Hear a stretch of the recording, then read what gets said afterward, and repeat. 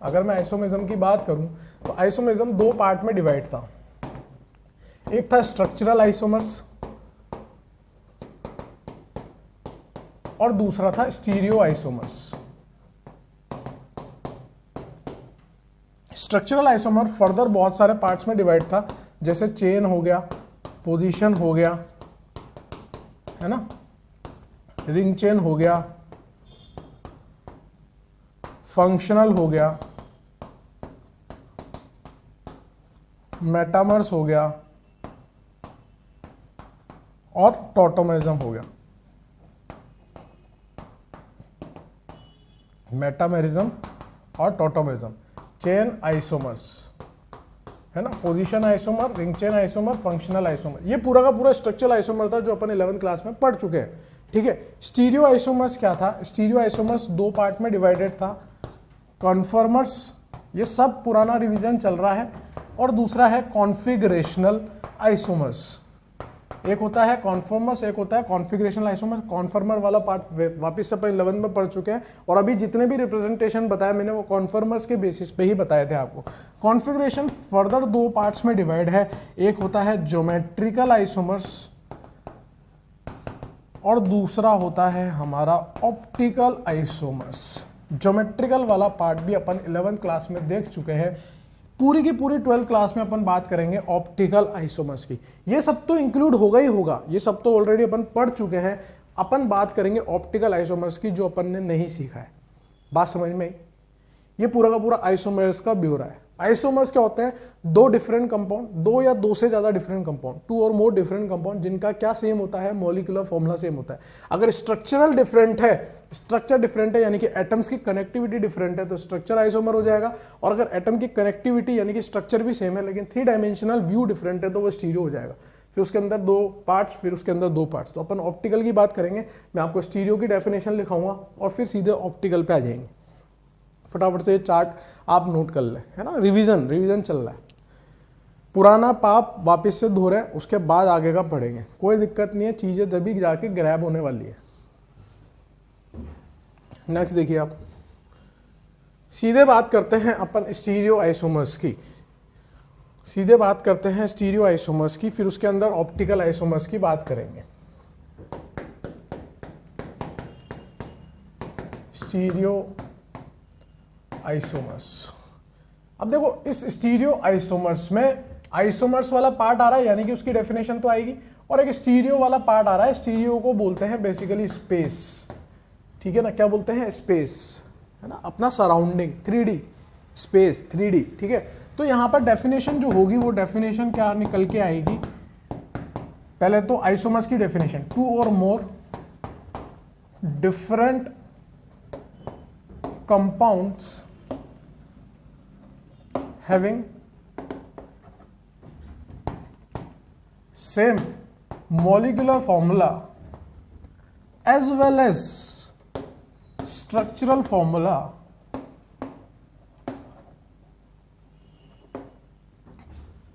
but having difference in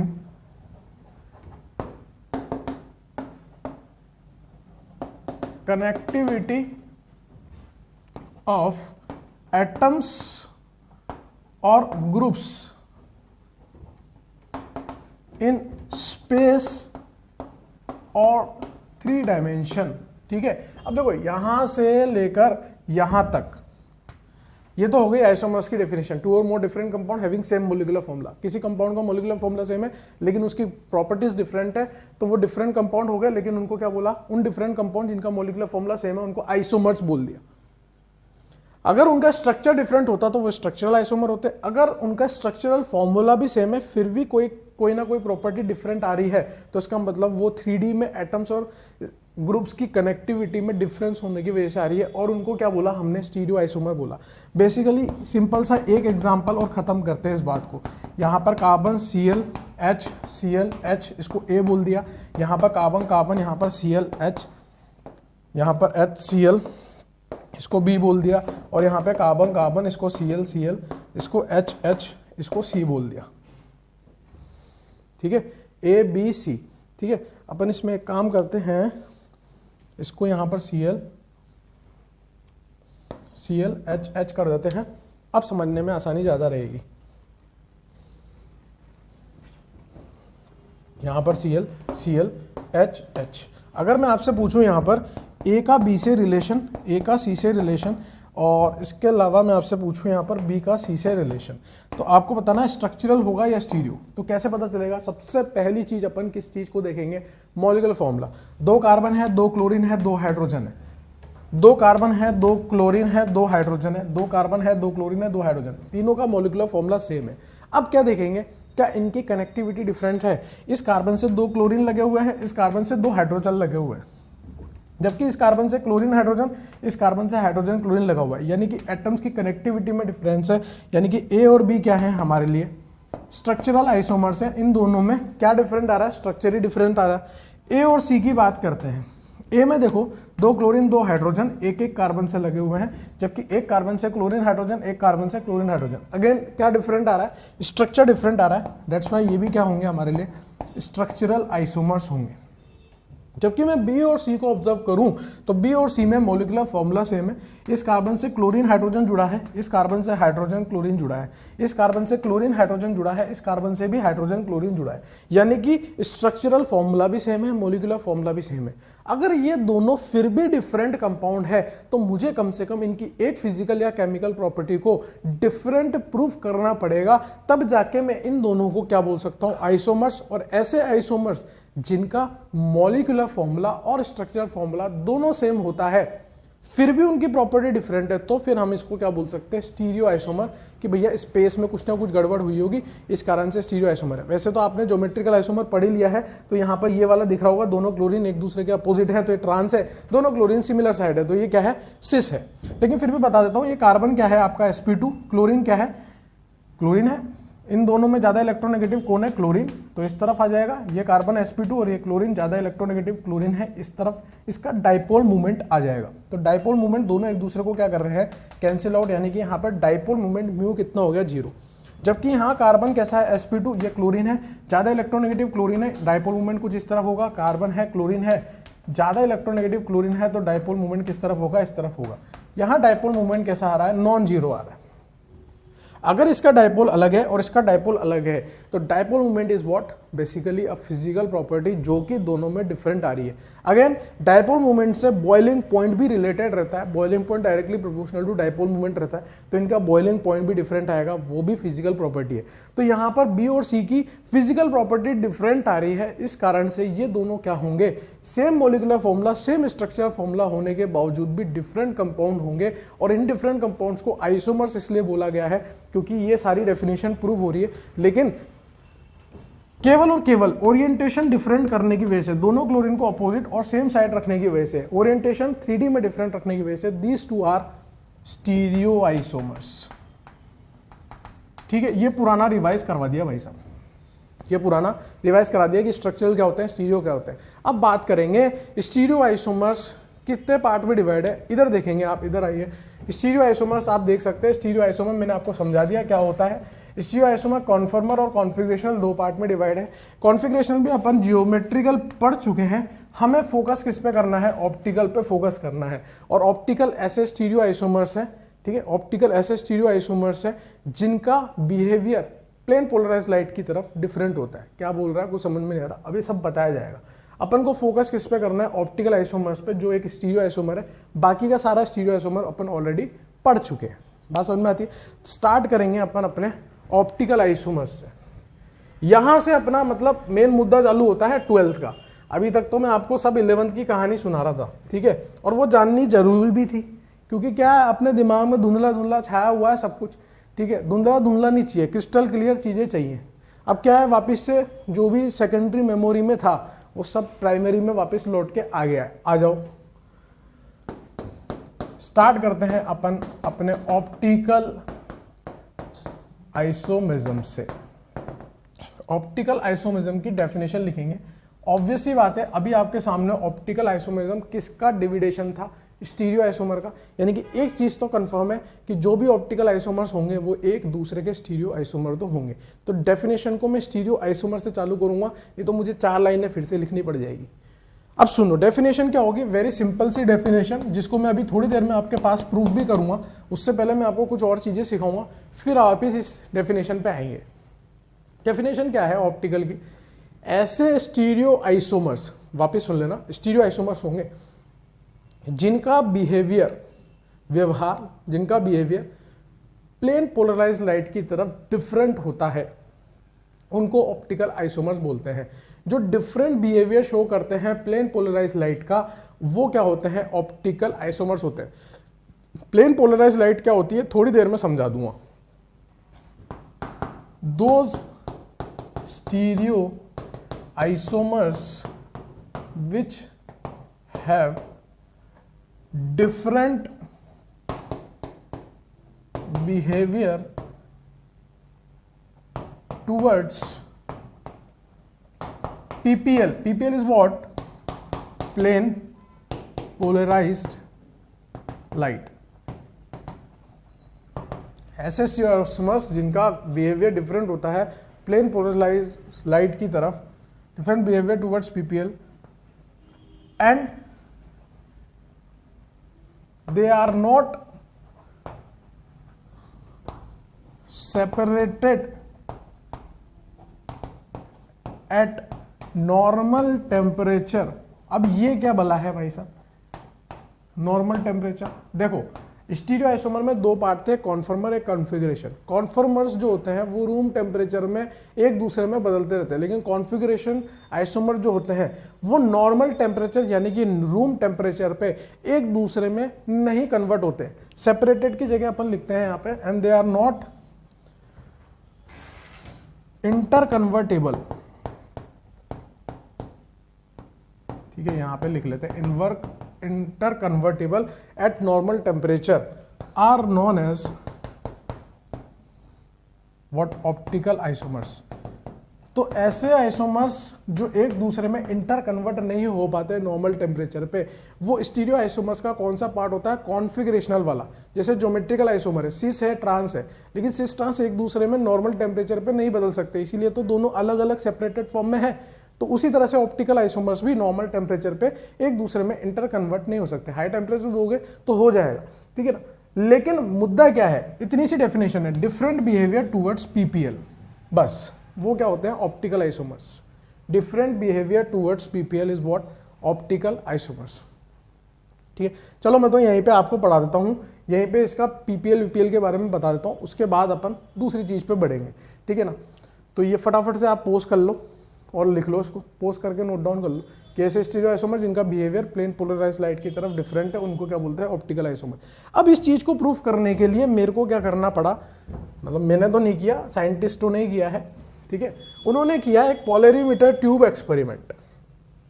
क्या किया उन्होंने, एक पोलरीमीटर ट्यूब एक्सपेरिमेंट किया। हेडिंग लगाएंगे पोलरीमीटर ट्यूब एक्सपेरिमेंट।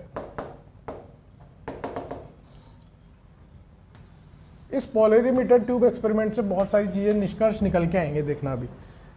साइंटिस्टों ने क्या किया, एक लाइट ली, सोडियम लाइट ले लो या अपनी घर की नॉर्मल लाइट जो होती है वो ले लो। आपको पता है वो जो लाइट होती है अपने घर में, वो आप बीच में रख दो कहीं पर भी सेंटर में, तो उसका जो रोशनी जाएगा वो सभी डायरेक्शन में जाएगा, है ना। ये क्या है, हमारा लाइट का सोर्स है, ठीक है।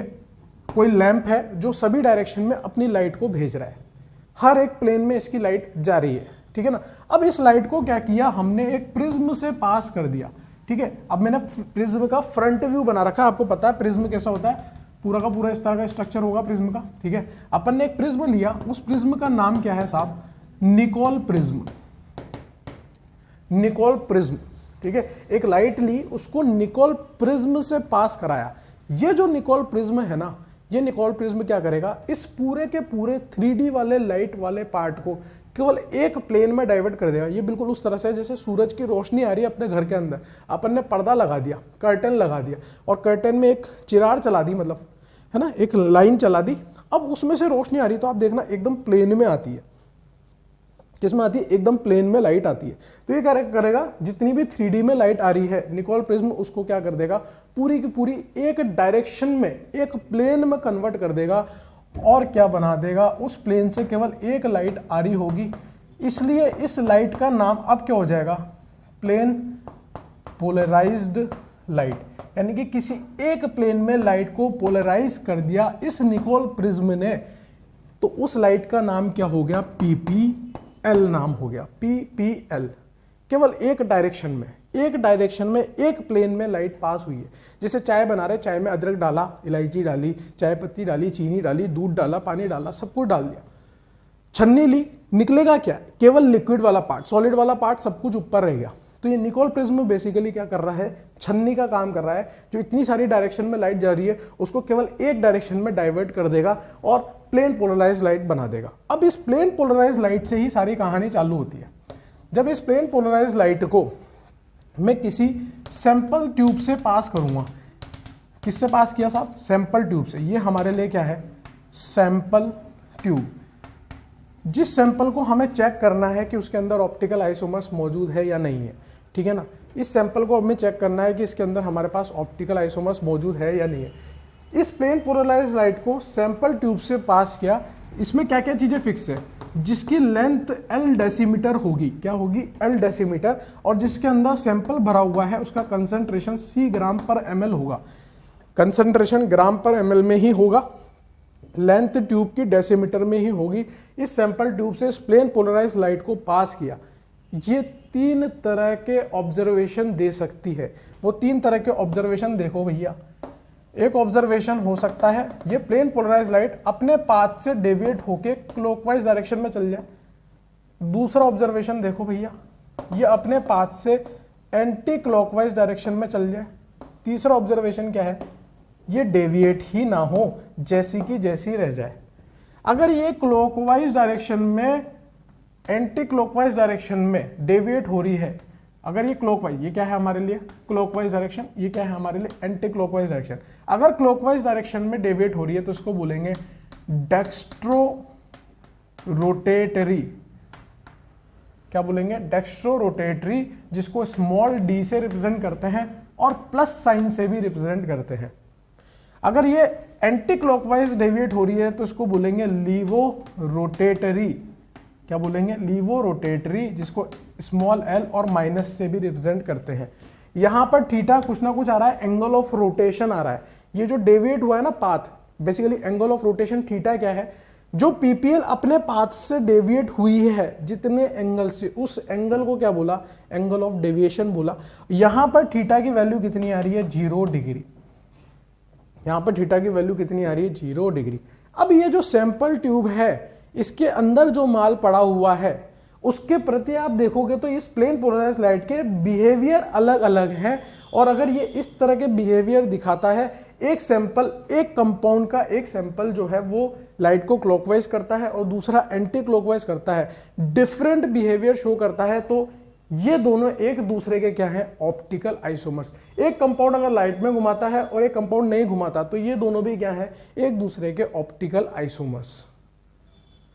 बात समझ पा रहे हो मेरी, मैं क्या कह रहा हूं कि प्लेन पोलराइज लाइट का बिहेवियर डिफरेंट हो किसी एक कंपाउंड का अलग अलग उसके रूपों में, भाई ओरिएंटेशन डिफरेंट करने की वजह से, 3D में ओरिएंटेशन डिफरेंट करने की वजह से अगर कोई कंपाउंड प्लेन पोलराइज लाइट का अलग अलग बिहेवियर शो कर रहा है, सेम कंपाउंड जिसका मॉलिक्यूलर फॉर्मूला सेम है, स्ट्रक्चर फॉर्मूला सेम है, 3D में अलग है, तो उस कंपाउंड को क्या बोलेंगे कि वो कंपाउंड एक दूसरे के क्या है, ऑप्टिकल आइसोमर्स। मेरे हिसाब से आपको समझ में आ गया होगा, मेरे हिसाब से आपको समझ में आ गया होगा क्या बोल रहा हूं। प्लेन पोलराइज लाइट का किसी एक कंपाउंड का, किसी एक कंपाउंड जो सैंपल ट्यूब में रखा हुआ है, अगर उस कंपाउंड जो भी सैंपल ट्यूब में रखा हुआ है वो प्लेन पोलराइज लाइट का डिफरेंट बिहेवियर शो कर रहा है, तो यानी कि वो कंपाउंड अपने अलग अलग रूप में प्लेन पोलराइज लाइट को डिफरेंट बिहेवियर शो करने की वजह से ऑप्टिकल आइसोमर्स बना रहा है। ये डिफरेंट बिहेवियर्स हैं, या तो घुमा रहा है या तो नहीं घुमा रहा। ये दोनों एक दूसरे के क्या है, सेम कंपाउंड के लिए ऑप्टिकल आइसोमर। एक राइट में घुमा रहा है, एक लेफ्ट में घुमा रहा है, ये भी ऑप्टिकल आइसोमर। एक लेफ्ट में घुमा रहा है, एक नहीं घुमा रहा है, ये भी ऑप्टिकल आइसोमर्स। समझ गए बात। तो पीपीएल का डिफरेंट बिहेवियर क्या कहलाता है, ऑप्टिकल आइसोमर्स कहलाता है। मॉलिक्यूलर फॉर्मूला सेम होना चाहिए, स्ट्रक्चर फॉर्मूला सेम होना चाहिए, क्योंकि स्टीरियो आइसोमर्स की बात करिए। ऐसे स्टीरियो आइसोमर जो डिफरेंट बिहेवियर शो करते हैं उनको क्या बोलते हैं, बोलते ही नहीं हो, उनको बोलते हैं ऑप्टिकल आइसोमर्स। अब देखो यहां पर जो लाइट को घुमा रहा है, जिसकी औकात है पीपीएल को घुमाने की, ऐसे ऑप्टिकल आइसोमर्स क्या होते हैं, ऑप्टिकली एक्टिव, और जो नहीं घुमा पाते उनको क्या बोलते हैं, ऑप्टिकली इनएक्टिव। ठीक है, यहां पर लिखेंगे दोज कंपाउंड्स विच रोटेट्स। यहीं से अपन एक और निष्कर्ष निकाल लेते हैं ना। एक तो अपन ये भी सीख गए कि ऑप्टिकल आइसोमर्स क्या होते हैं, एक और चीज सीख जाते हैं कि ऑप्टिकली एक्टिव क्या होते हैं और ऑप्टिकली इनएक्टिव क्या होते हैं। ऑप्टिकली एक्टिव का मतलब जो पीपीएल का रोटेशन दिखाते हैं, जो पीपीएल का रोटेशन नहीं दिखाते हैं वो ऑप्टिकली इनएक्टिव हो जाएंगे। Those compound which rotates PPL are optically active, those compounds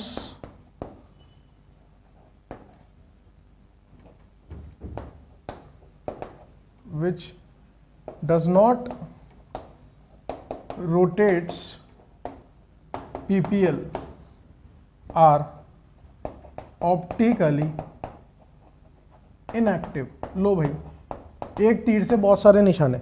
अपन ने ऑप्टिकल आइसोमर सीख लिया, डिफरेंट बिहेवियर टुवर्ड्स पीपीएल। अपन ने ये सीख लिया जो क्लॉकवाइज या एंटी क्लॉकवाइज घुमा पा रहे हैं उनको डेक्स्ट्रो रोटेटरी, लिवो रोटेटरी बोलते हैं। जो घुमा पा रहे हैं उनको ऑप्टिकली एक्टिव बोलते हैं, जो नहीं घुमा पा रहे उनको ऑप्टिकली इनएक्टिव बोलते हैं। यानी कि ये दोनों तो ऑप्टिकली एक्टिव हैं जबकि ये ऑप्टिकली इनएक्टिव है, क्योंकि यहां पर ये घुमा ही नहीं पा रहा।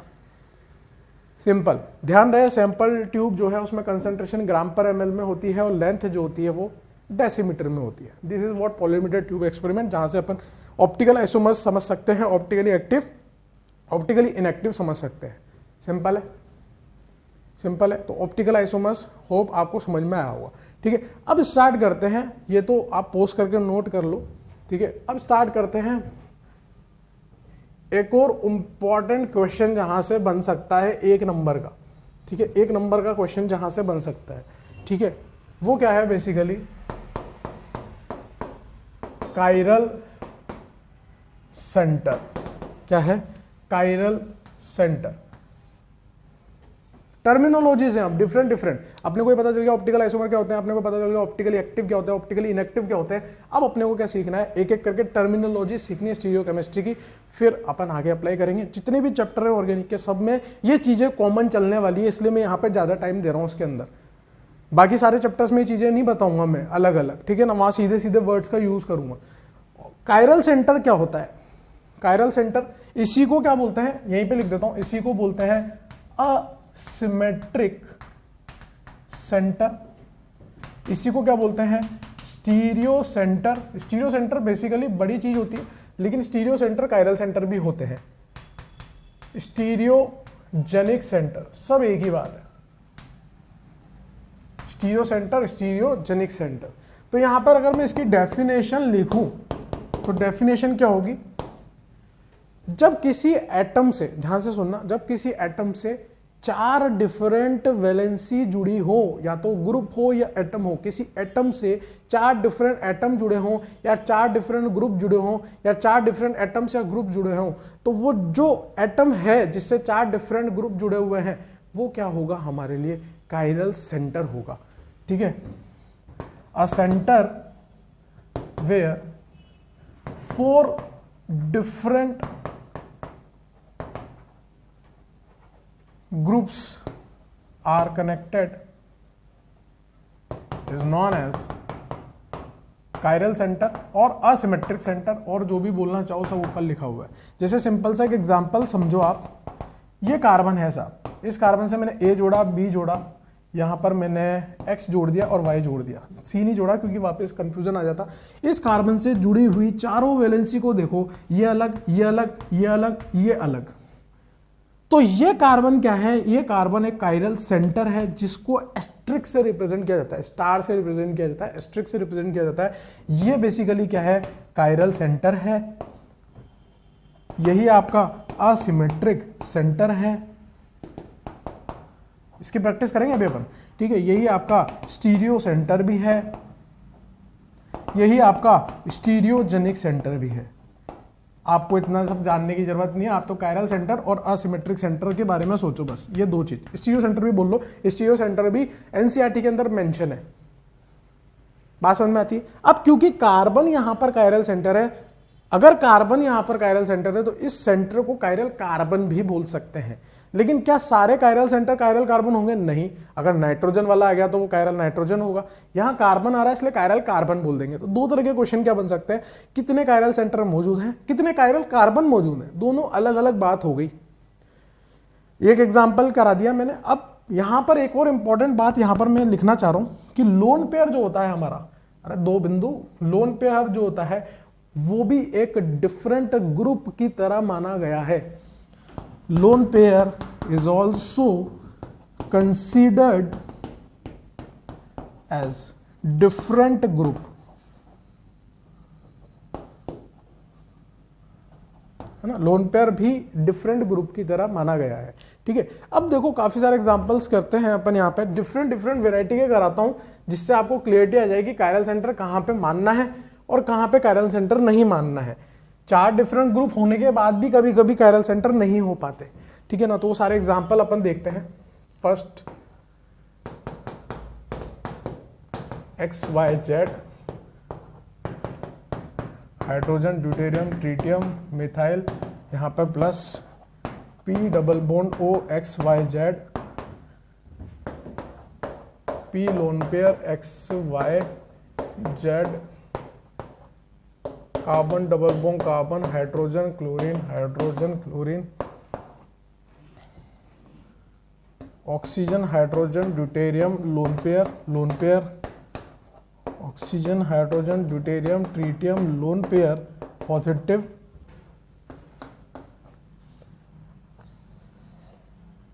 Sulphur double bond O H Me, oxygen 18, C double bond O N, lone pair methyl hydrogen, ठीक है।